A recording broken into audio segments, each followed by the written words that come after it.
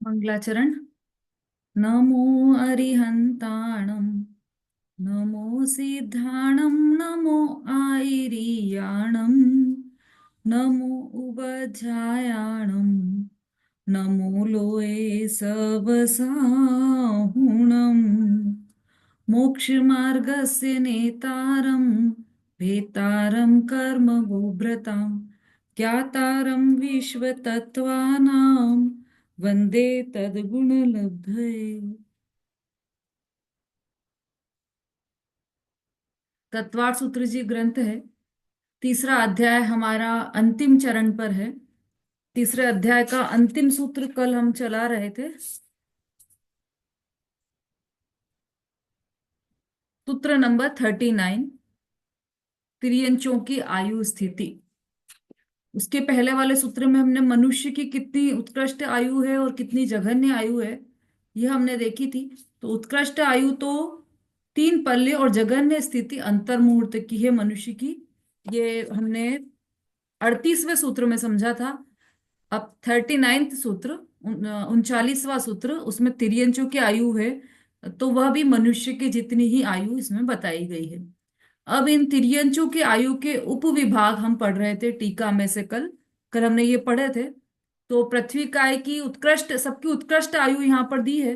पृथ्वी काय की 22,000 वर्ष, वनस्पति काय की 10,000 वर्ष, अप काय की 7,000 वर्ष। अप काय मतलब जल काय की 7,000 वर्ष, वायु काय की 3,000 वर्ष, अग्नि काय की 3 दिवस। फिर उसके बाद दो इंद्रिय की 12 वर्ष। ये सब इसके ऊपर वाले सारे एक इंद्रिय वाले हैं, है ना। स्थावर जीव है ना, तो उनकी आयु बताइए। फिर दो इंद्रिय के जीव की 12 वर्ष, तीन इंद्रिय के जीव की 49 दिवस, चार इंद्रिय के जीवों की 6 महीने, और पंचेंद्रिय की, पंचेंद्रिय में अलग अलग बताया है। कर्म भूमि के पशु, असंगी, पंचेंद्रिय, मछली इत्यादि, तो उनकी 1 करोड़ पूर्व वर्ष की आयु हो सकती है। हो सकती है, होती ही है ये नहीं बता रहे हैं यहाँ पर, ये ध्यान में रखना। हो सकती, उत्कृष्ट आयु दी है ना, तो अधिक से अधिक इतनी आयु हो सकती है। परिसर्प जाति के सर्पों की 9 पूर्वांग वर्ष, सर्प की 42,000 वर्ष, पक्षी की 72,000 वर्ष, और भोग भूमि के चौपाए प्राणी, मतलब 4 पैर वाले प्राणियों की 3 पल्य। भोग भूमियों को छोड़कर इन सब की जघन्य आयु एक अंतर मुहूर्त की है। इन सब की जघन्य आयु एक अंतर मुहूर्त है, ये जघन्य है, ये वाली उत्कृष्ट बताई थी। अब क्षेत्र के नाप का कोष्टक।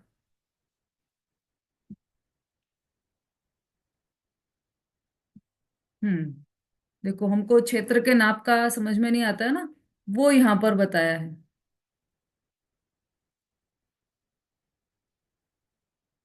हम्म, अनंत पुद्गल इंटू अनंत पुद्गल इज इक्वल्स टू एक उत्संज्ञा संज्ञा। हम्म, हाँ सरिता जी बोलिए। जयचंद्रन दीदी, दीदी जो हम्म, आपने अभी जो बताई है ना कि जैसे पचेंद्री मछली इत्यादि के 1 करोड़ पूर्व वर्ष, ये सब भोगभूमि के उससे है ना। कर्म इसमें दिया है ना, नंबर 1 पर देखिए, कर्म भूमि के पशु, असंगी, पंचेंद्रिय, मछली इत्यादि, तो इनकी 1 करोड़ पूर्व मैंने वर्ष की आयु कर्म भूमि के। पहले दूसरे तीसरे चौथे पहले दूसरे तीसरे काल की अपेक्षा से लिया होगा फिर। हाँ है हाँ, ना। मतलब सभी कालों में मिलाकर, सभी कालों का मिलाकर उत्कृष्ट आयु कितनी है, ऐसा। और कर्म भूमि एक भरत क्षेत्र तो है नहीं, एरावत क्षेत्र भी है। विदेह क्षेत्र की भी कर्म भूमियां हैं। जी जी। तो वहां पे विदेह क्षेत्र की कर्म भूमियों में एक एक करोड़ पूर्व वर्ष की आयु हो सकती है ना तिर्यंचों की।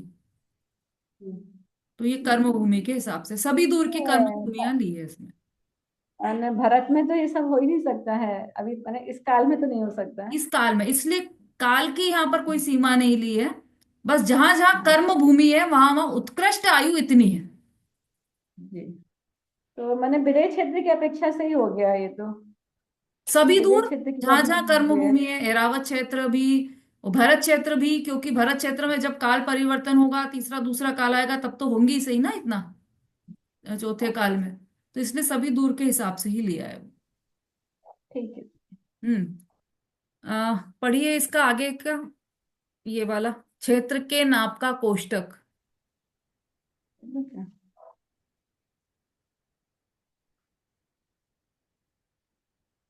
पढ़िए सुषमा जी।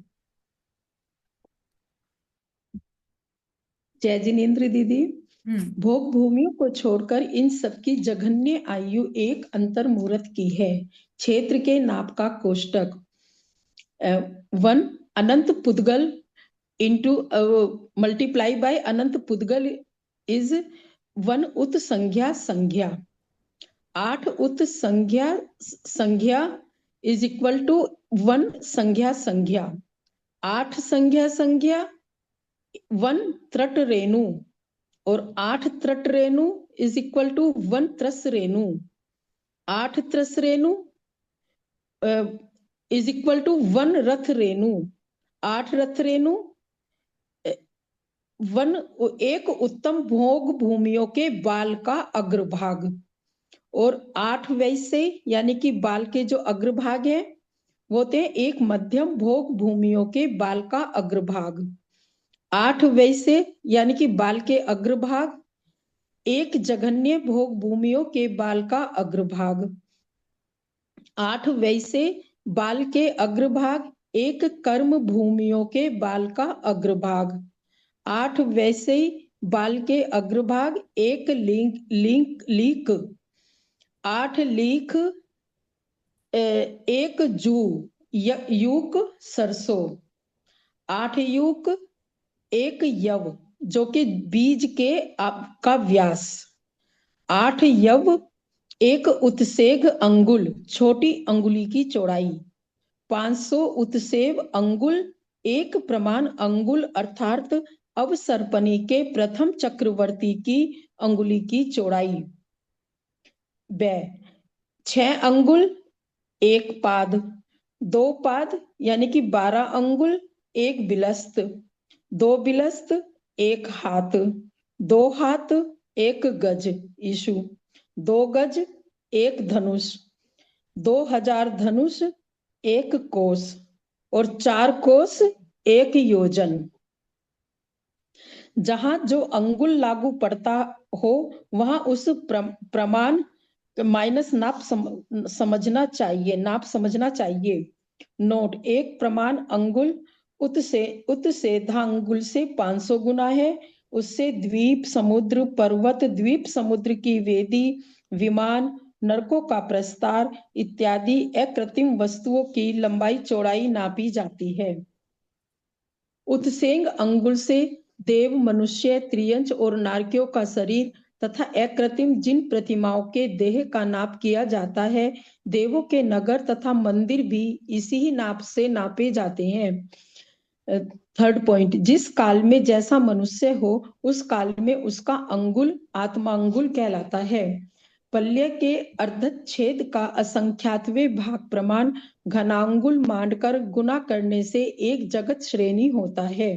जगत श्रेणी 7 राजू लोक की लंबाई जो उसके अंत में नीचे है वह। और जगत प्रतर 7 राजू बाय मल्टीप्लाई 7 राजू इज इक्वल टू 49 राजू क्षेत्र उस लोक के नीचे भाग का क्षेत्रफल यानी कि लंबाई मल्टीप्लाई चौड़ाई है।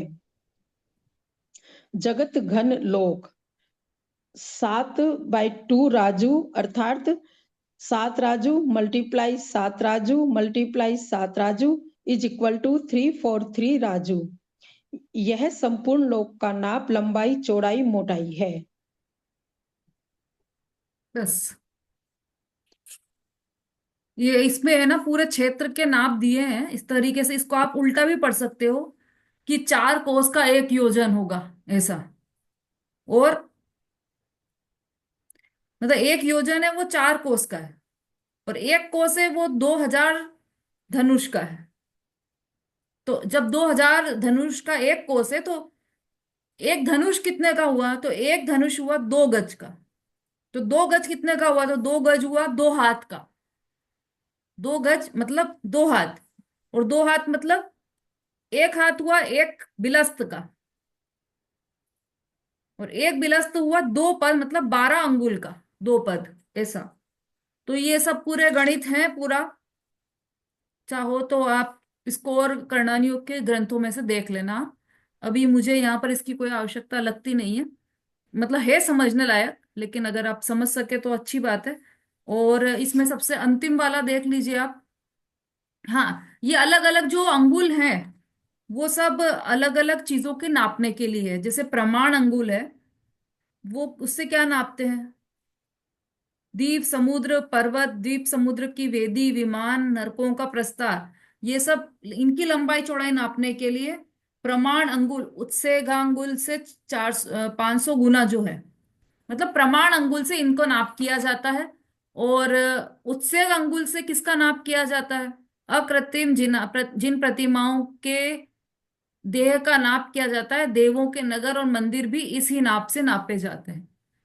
और आत्मांगुल किसे कहते हैं? तो जिस काल में जैसा मनुष्य हो उस काल में उसका अंगुल आत्मांगुल कहलाता है। अभी पंचम काल में तो बहुत कम अवगाहना वाला मनुष्य है, तो उसका अंगुल आत्मांगुल कहलाता है, मतलब अभी के नाप के लिए वो काम आता है। पल्ल के अर्ध छेद का असंख्यातवें भाग प्रमाण धनांगुल मानकर गुणा करने से एक जगत श्रेणी होती है। फिर ये जगत श्रेणी बताइए। अब इसमें आप जगत घन पर आ जाइए, सबसे नीचे वाला। तो उसमें 7 का क्यूब दिया है, 7, मतलब 7 राजू इंटू 7 राजू इंटू 7 राजू, ऐसे 343 राजू। ये पूरे लोक का नाप है। अपन ने देख लिया था जब हमने लोक का नक्शा समझा था, तो हमने देखा था। तो ये 7 7 7 कैसे हुआ कि इसकी ऊंचाई भी 7 है, लंबाई भी 7 है और चौड़ाई भी 7, इसलिए ये 7 बाय 7 बाय 7 ऐसा। तो 343 राजू प्रमाण ये इसकी इसका नाप है। ठीक है। अब मध्यलोक के वर्णन का संक्षिप्त अवलोकन, ये हमारा यहाँ पर तीसरा अध्याय संपूर्ण हो गया है। अब यहां से समझ लीजिए कि एक सार रूप में पूरा ये लिया गया है। अभी जो चलने वाला है हमारा, ये पूरे तीसरे अध्याय का सार है, वो यहाँ पर चलने वाला है। ठीक है। तो दो सूचना, एक तो अभी जो आपको प्रश्न दिया गया था राजीव भैया के द्वारा, प्रश्न पत्र व्हाट्सएप पर दिया है, वो उसकी तिथि बढ़ा दी गई है, संडे तक आप जमा कर सकते हैं उसको। और दूसरा, अब चूंकि हमारा ये आज कंप्लीट हो जाएगा, तो मंडे से हम इसका गोष्ठी लेंगे। ये पूरा कंप्लीट हो जाएगा आज। मंडे से इसकी गोष्ठी हम प्रारंभ करेंगे। तो 2 3 दिन गोष्ठी चलेगी, और उसके बाद अगले उससे अगले मंडे को आपका एग्जाम रहेगा, या फिर इसी फ्राइडे को अंतिम जो कक्षा रहेगी हमारी। तो मंडे ट्यूसडे वेडनेसडे 3 दिन में हमारा रिवीजन गोष्ठी हो जाएगी, और फ्राइडे को आपका एग्जाम हो जाएगा। या तो ऐसा कर सकते हैं, या फिर मंडे को एग्जाम ले सकते हैं। दोनों में से आप लोग जो भी चाहेंगे वो हो जाएगा, है ना? हाँ मंजू जी, रेखा जी। जय नहीं श्री नहीं, दीदी। हम्म। दीदी दीदी ये थर्सडे घनफल होएगा ना। घनफल भी वही एक मिनट होगा एक ना? मिनट, मंजू जी बोल लें, फिर रेखा जी आप बोल। हाँ बोलिए। दीदी घनफल भी उसी को कहेंगे ना, जो 3 4 3 जो आया है नाप, वो हाँ लोक का घनफल भी होगा हाँ ना हाँ, वही? वही है वही है। घनफल मतलब वो उसकी लंबाई चौड़ाई मोटाई तीनों नाप के वो उसका घनफल निकलता है। ठीक है। हाँ बोलिए रेखा जी। दीदी थर्सडे को एग्जाम होगा ना, आप बोल रही फ्राइडे को होगा। कब होगा? थर्सडे को। थर्सडे को तो गोष्ठी चलेगी ना हमारी अभी तो। नहीं उस वाले थर्सडे को बोल रही हूँ मैं। आपने बोला मंडे ट्यूसडे वेडनेसडे को। हाँ, या तो थर्सडे को कर सकते हैं या फिर अगले मंडे को कर सकते हैं। तो जिस जिस भी दिन आप लोग चाहेंगे उस दिन हो जाएगा, है ना? गोष्ठी चलेगी अभी हमारी 3 दिन। ठीक है। चलिए, अब इसका आगे का पढ़ लेते हैं हम, फिर उसके बाद गोष्ठी के विषय देंगे। तो फिर उसकी आप तैयारी कीजिएगा 3 दिन में। हाँ, अब ये एक एक सब लोग पढ़ते जाइए। रेखा जी पढ़िए। मध्य लोक के वर्णन का संक्षिप्त अवलोकन। जय जय दीदी। हम्म। मध्य मध्य लोक के अत्यंत बीच में 1 लाख योजन चौड़ा गोल थाली जैसा जम्बू द्वीप है। जम्बू द्वीप के बीच में 1 लाख योजन सुमेरु पर्वत है, जिसकी 1,000 योजन जमीन के अंदर जड़ है, 90,000 योजन जमीन के अंदर है, और ऊपर 40 योजन चूल का ऊपर है। है। हाँ हम्म। सॉरी दीदी, जमीन ऊपर है और 40 योजन की उसकी चूल का चोटी है। हम्म जम्बू द्वीप के बीच में पश्चिम पूर्व लंबे 6 कुलाचल पर्वत हैं। उनसे जम्बू द्वीप के 7 खंड हो गए हैं। उन 7 खंडों के नाम भरत, हेमवत, हरि, विदेह, रम्यक, हिरण्यवत और ऐरावत हैं। हाँ, उत्तर पूर्व बस बस, ये जम्बूद्वीप का वर्णन आप अब तो बहुत अच्छी तरह से समझ में आ रहा होगा, पढ़ने में ही समझ में आ रहा होगा, क्योंकि हम समझ गए ना क्लास में इतना सारा। तो अब हमारे लिए इजी हो गया है। अब आगे का पढ़िए सुषमा जी। उत्तर कुरु देवकुरु। विदेह क्षेत्र में मेरु की उत्तर दिशा में उत्तर कुरु और दक्षिण दिशा में देवकुरु क्षेत्र है। ये भी लवन समझ में आ समुद्र। गया। यहाँ पर कैसी भूमियां रहती है, देवकुरु उत्तर कुरु? उसकी उत्कृष्ट उत- भोग भूमि है, जो जहां पर प्रथम काल जैसी मतलब वो रहता है। बहुत बढ़िया। आगे का पढ़िए। लवन समुद्र। जम्बू द्वीप के चारों तरफ खाई के माफक घेरे हुए 2 लाख योजन चौड़ा लवन समुद्र है। ये भी समझ में आ गया घात की होगा, जम्बू द्वीप के चारों तरफ। और जम्बू द्वीप के चारों तरफ है, और किसके चारों तरफ है ये लवण समुद्र?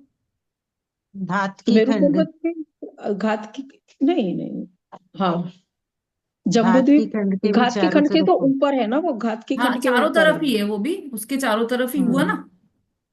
हम्म। चलिए। हाँ। घात की खंड द्वीप। लवन समुद्र के चारों ओर घेरे हुए 4 लाख योजन चौड़ा घात की खंड द्वीप है।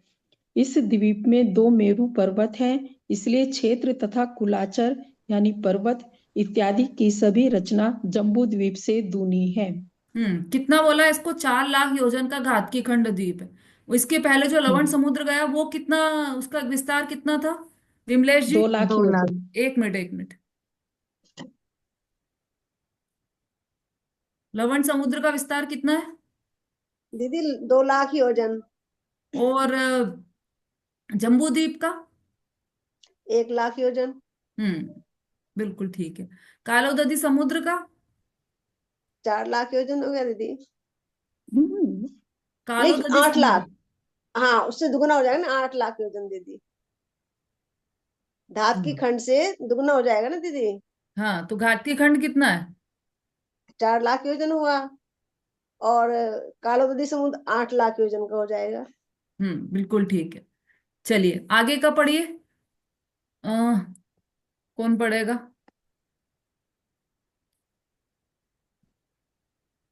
किसके पास है? हाँ, सरिता जी पढ़ी।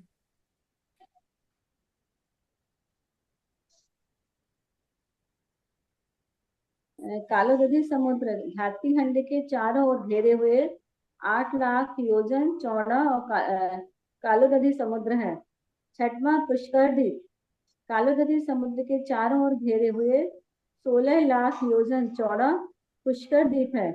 इस द्वीप के बीचों बीच वलय चूड़ी के आकार पृथ्वी पर 1022 योजन चौड़ा, 1721 योजन ऊंचा और 427 योजन जमीन के अंदर जड़ वाला मानुषोत्तर पर्वत है। और उससे पुष्कर द्वीप के 2 खंड हो गए हैं। पुष्कर द्वीप के पहले अर्ध भाग में जम्बू द्वीप से दूनी अर्थात धात की खंड के बराबर सब रचना है। ये समझ सातवां। में आ गया होगा ना सबको? कालोदधी समुद्र भी और पुष्करवर द्वीप भी, ये पूरा, और मानुषोत्तर पर्वत भी। तो उसमें मानुषोत्तर पर्वत की लंबाई चौड़ाई वगैरह दी है। पर उस मानुषोत्तर पर्वत के मानुषोत्तर पर्वत का की मुख्य बात क्या है मानुषोत्तर पर्वत की? संगीता जी। हाँ, पुष्कर द्वीप के 2 भाग हो गए दीदी। हाँ, वो तो है। और संगीता जी बोलिए। हाँ, क्या पूछा आपने? कहाँ थे आप?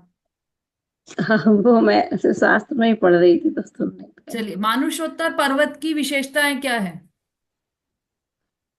मानुषोत्तर पर्वत में मतलब मनुष्य जा नहीं सकता उसके उस पार। और वो घेरे हुए है मतलब पुष्करवर द्वीप से बाहर मानुषोत्तर पर्वत है। के बीच में। घेरे हुए किसको है? नहीं, मतलब मानुष उत्तर पर्वत। अभी बताई सरिता जी ने एक विशेषता उसकी। दीदी मैं सुन नहीं पाई, सॉरी। चलिए, पुष्कर द्वीप को आधे भाग में विभाजित कर देता है मानुषोत्तर पर्वत, ये उसकी विशेषता है। और अच्छा। दूसरा, मनुष्य उसके आगे जा नहीं सकते, उत्पन्न भी हाँ। नहीं। ठीक है, अब आगे का पढ़िए। उषा जी।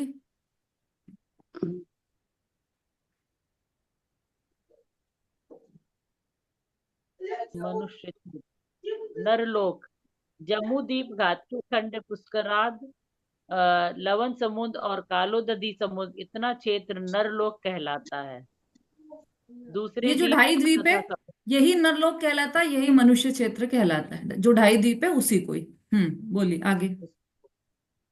दूसरे द्वीप तथा समुद्र, पुष्कर द्वीप से आगे परस्पर एक दूसरे से घिरे हुए दूने दूने विस्तार वाले मध्यलोक के अंत तक द्वीप और समुद्र है। हम्म कर्म नौमा है कर्म भूमि और भोग भूमि की व्याख्या।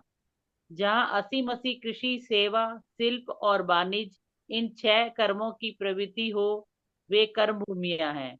और जहाँ पर उनकी प्रवृत्ति ना हो, वे भोग भूमियां कहलाती हैं। ये भी अपन ने कल भी समझा, कर्म भूमि क्या है हम्म। और भोग भूमि क्या है। वही उसकी शॉर्ट में जी जी। परिभाषा दी है। जहां पर असी हाँ मसी कृषि शिल्प वाणिज्य, ये सब कर्मों की प्रवृत्ति हो, वो कर्म भूमि है। और जहां पर इनकी प्रवृत्ति नहीं हो, केवल भोगमय ही जीवन हो, वो भोग भूमि होती है। हाँ आगे। दीदी, 15 कर्म भूमियां, 5 मेरु संबंधी, 5 भरत, 5 ऐरावत और देव कुरु और उत्तर कुरु को छोड़कर 5 विधेय, इस प्रकार कुल 15 कर्म भूमियां हैं। हाँ, अब ये समझ में अच्छी तरह से आ गया होगा कि कर्म भूमियां जी जी। 15 किस तरीके से है। 15 कर्म भूमियां हैं और 30 भोग भूमियां हैं। तो वो भी किस तरह से है, वो भी आपको सबको अच्छे से समझ में आ गया होगा। आगे पढ़िए संगीता जी। जी जी। वो 11वां पॉइंट है भोग भूमिया। 5 हेमवत और 5 हिरण्यवत, ये 10 चित्र जघन्य भोग भूमिया हैं। 5 हरि और 5 रम्यक, ये 10 चित्र मध्यम भोग भूमिया हैं। और 5 देवकुरु और 5 उत्तर कुरु, ये 10 क्षेत्र उत्कृष्ट भोग भूमिया हैं। तो कितनी हो गई टोटल? 12वां पॉइंट। टोटल कितनी हो गई? 30 30 5 और 5 10 और 5 30 हो गई दीदी। 15 और 10 25 और 10 35 हो गई? 30 नहीं, कितनी हो हो गई गई भोग संगीता भूमिया। जी? तो होगी दीदी। 30 हो गई दीदी। ये 30 क्या है? भोग भूमियां हैं। हाँ आगे पढ़िए। 12वां पॉइंट है भोग भूमि और कर्म भूमि जैसी रचना। मनुष्य क्षेत्र से बाहर के सभी द्वीपों में जघन्य भोग भूमि जैसी रचना है, परंतु स्वयंभू रमण द्वीप के उत्तरार्ध में तथा समस्त स्वयंभू रमण समुद्र में और चारों कोनों की पृथ्वियों में कर्म भूमि जैसी रचना है। लवण समुद्र और कालोदधी समुद्र में 96 अंतर्द्वीप हैं। वहां कुबोक भूमि की रचना है और वहां पर मनुष्य ही रहते हैं। उन मनुष्यों की आकृतियां अनेक प्रकार की कुत्सित हैं। स्वयंभू रमण द्वीप के उत्तरार्ध की, स्वयंभू रमण समुद्र की और चारों कोनों की रचना कर्म भूमि जैसी कही जाती है, क्योंकि कर्म भूमि में और वहां विकलत्र 2 इंद्रिय से 4 इंद्रिय जीव हैं और भोग भूमि में विकलत्र जीव नहीं है। त्रियक लोक में पंचेंद्रिय त्रियंच रहते हैं, किंतु जलचर त्रियंच लवण समुद्र, कालोदधी समुद्र और स्वयंभू रमण समुद्र को छोड़कर अन्य समुद्रों में नहीं है। स्वयंभू रमण समुद्र के चारों ओर के कोनों के अतिरिक्त भाग को त्रियक लोक कहा जाता है। हाँ, देखो ये विशेष बात है इसमें। मनुष्य क्षेत्र से बाहर के सभी द्वीपों में जघन्य भोग भूमि जैसी रचना है। और कहाँ पर है जघन्य भोग भूमि?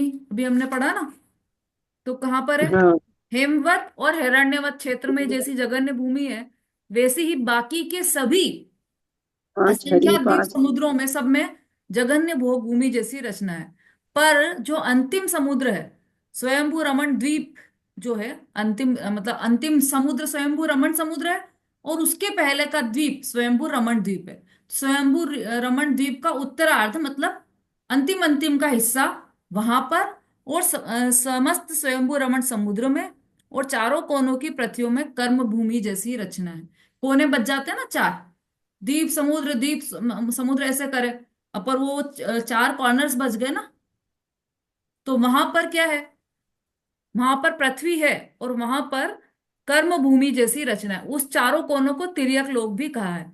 लवण समुद्र और कालोदधी समुद्र में 96 अंतर्द्वीप है, ये तो अपन समझ ही चुके हैं पहले ही। वहां पर कुबोक भूमि की रचना है, वहाँ मनुष्य रहते हैं, उनकी आकृतियां अनेक प्रकार की हैं। स्वयंभू रमण समुद्र के स्वयंभू रमण द्वीप के उत्तरार्ध को स्वयंभू रमण समुद्र की को और चारों कोनों की रचना कर्म भूमि जैसी कही जाती है। क्यों कही जाती है? क्योंकि वहां पर विकलित है, मतलब दो इंद्रिय से लेकर चार इंद्रिय तक के जीव और है वहां पर। कहां पर? स्वयंभू रमण समुद्र द्वीप के उत्तरार्ध में स्वयंभू रमण समुद्र में, और जो बाकी चार कोने बच रहे हैं उसमें, उन सब में कर्म भूमि कहा है, क्योंकि वहां पर विकलत्रय जीव पाए जाते हैं। भोग भूमि में विकलत्रय जीव नहीं है। तिर्यक लोक में पंचेंद्रिय तिर्यंच रहते हैं। तिर्यक लोक मतलब वो जो चार कोने हैं उसमें पंचेंद्रिय तिर्यंच रहते हैं, किंतु जलचर तिर्यंच लवण समुद्र, कालोदधी समुद्र और स्वयंभू रमण समुद्र को छोड़कर अन्य समुद्रों में कहीं भी नहीं है। जलचर जीव कहाँ नहीं है? लवण समुद्र में नहीं है, कालो लदी नहीं, मतलब अन्य किसी भी लवण समुद्र में नहीं है। केवल इन इन जगह पर लवण जलचर जीव है। कहाँ कहाँ पर? लवण समुद्र में है, जलचर कालोदधी समुद्र में, और स्वयंभू रमण समुद्र। इन तीनों में ही जलचर जीव है। बाकी अन्य जितने भी द्वीप समुद्र हैं, मतलब जितने भी समुद्र हैं, वहां पर कोई भी जलचर जीव नहीं है। समुद्र ये अपन ने समझ लिया है। तो इस तरह से हमने ये शॉर्ट में देख लिया कि पूरे तीसरे अध्याय में क्या क्या कहा गया है। अब उपसंहार पढ़िए विमलेश जी। लोक के इन क्षेत्रों को किसी ने बनाया नहीं है, किंतु अनादि अनंत है। स्वर्ग, नरक और द्वीप समुद्र आदि जो हैं, वे अनादि से इसी प्रकार हैं और सदा ऐसे ही रहेंगे। जैसे जीवादिक पदार्थ इस लोक में अनादि निधन है, उसी प्रकार यह भी अनादि निधन समझना चाहिए। इस प्रकार यथार्थ सिद्धांत के द्वारा लोक में सभी पदार्थ अकृत्रिम, भिन्न भिन्न, अनादि निधन समझना चाहिए। जो कुछ कृत्रिम, घर बार आदि इंद्रियगम्य वस्तुएं नवीन दिखाई देती हैं, वे सब अनादि निधन पुद्गल द्रव की संयोगी पर्याय हैं। वे पुद्गल कुछ नए नहीं बने हैं। इसलिए यदि जीव निरर्थक भ्रम से सच्चे झूठे का ही निश्चय न करे, तो वह सच्चा स्वरूप नहीं जान सकता। प्रत्येक जीव अपने श्रद्धान का फल प्राप्त करता है, इसलिए योग जीवों को सम्यक श्रद्धा करनी चाहिए। 7 नरक भूमियां, बिल, लेश्या, आयु, द्वीप, समुद्र, पर्वत, सरोवर, नदी, मनुष्य, त्रियंच की आयु इत्यादि का वर्णन करके श्री आचार्य देव ने तीसरा अध्याय पूर्ण किया। इस प्रकार तीसरे अध्याय में अधोलोक और मध्यलोक का वर्णन किया है। अब ऊर्ध्वलोक का वर्णन चौथे अध्याय में किया जाएगा। इस प्रकार श्री उमा स्वामी विरचित मोक्ष शास्त्र के तीसरे अध्याय की टीका समाप्त हुई। बोले आचार्य मान उमा स्वामी महाराज की जय। की जय हो। ये तीसरा अध्याय हमने देखा। इसमें इसकी विशेष बात यह है कि जितनी भी रचनाएं यहाँ पर बताई, कौन कौन सी बताई यहाँ पर? अधोलोक की रचना और मध्यलोक की, दो प्रकार की रचनाएं हमने देखी। लेकिन जितनी भी रचना है उनको किसी ने बनाया नहीं है, सब अनादि निधन है, अकृत्रिम है। ऐसी व्यवस्था करने कोई नहीं बैठा कि एक द्वीप बना देते हैं, उसके बाद दूसरा समुद्र बनाएंगे, फिर द्वीप बनाएंगे, फिर उसके बाद समुद्र बनाएंगे, बीच में एक विजयार्ध पर्वत बना देते हैं, उसमें से 6 खंड निकल जाएंगे, तो जो चक्रवर्ती होगा वो 6 खंड का अधिपति कहलाएगा। ऐसा कोई बनाने वाला नहीं है। नहीं तो ये तो बनाने वाला यदि हो जाए तो वो भगवान हो जाए, और भगवान करता धरता रहे, तो वो यदि वो बना सकता है तो फिर बिगाड़ भी सकता है। किसी दिन इच्छा हुई कि भरत क्षेत्र ही हटा दो, इच्छा हुई कि ये 7 क्षेत्र बन रहे हैं, उसमें से 5 ही क्षेत्र रहने दो अपन, ऐसा भी कर सकते हैं। तो जो बना सकता है वो बिगाड़ भी सकता है, लेकिन अनादि से ऐसी ही व्यवस्था है और अनंत काल तक ऐसी ही व्यवस्था रहेगी। इसको बनाने वाला कोई भी नहीं है, इसलिए इसे मिटाने वाला भी कोई नहीं है।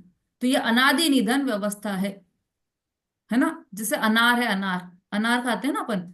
तो अनार आप उसको मतलब तोड़ते हैं अनार, तो उसमें जो दाने रहते हैं, अनार के दाने, वो एक एक जगह पर बिल्कुल व्यवस्थित बने हुए रहते हैं। बीच में गैप नहीं, बिल्कुल पास पास सब लगे हुए। कौन गया उसको ऐसा जमाने, एक एक करके व्यवस्थित जमा करने, कौन गया उसको? कि वो तो प्रकृति की व्यवस्था ही ऐसी है कि वो अपने आप ही ऐसा अनार आता है कि जिसमें सब दाने बराबर एक जैसे लगे हुए होते हैं, सुंदरता से गड़े हुए होते हैं। तो ऐसे ही प्रकृति की ये व्यवस्था है, वस्तु व्यवस्था ही ऐसी है, अनादि निधन, कि यहाँ पर इस तरह से क्षेत्र, इस तरह से नदियां, इस तरह से पर्वत रहते हैं। तो अनादि निधन व्यवस्था है, इसको बनाने वाला कोई भी नहीं है। लेकिन नहीं है बनाने वाला, तब भी ये है ना।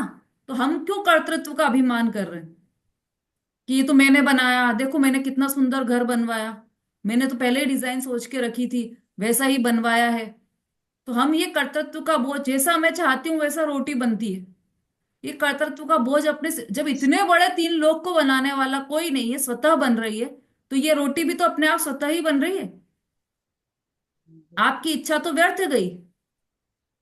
आपने जो कर्तृत्व का बोझ, अभिमान, अहंकार सिर पर लाद रखा है, वह सब व्यर्थ है, क्योंकि आप कर्ता हो ही नहीं। जिस परमाणु को जब और जैसा होना होता है, तब वैसा ही वो परिणमित होता है। प्रत्येक परमाणु स्वतंत्र है।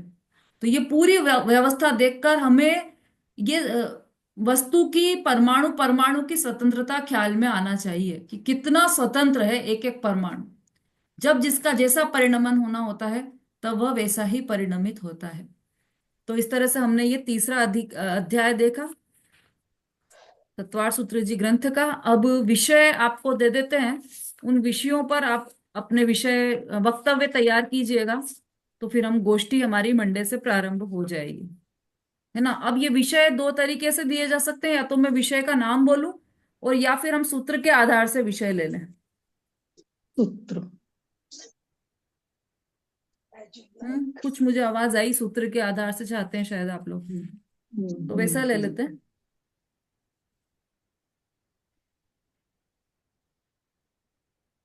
चलिए, सर्वप्रथम इसमें हमने अधोलोक का वर्णन पढ़ा था।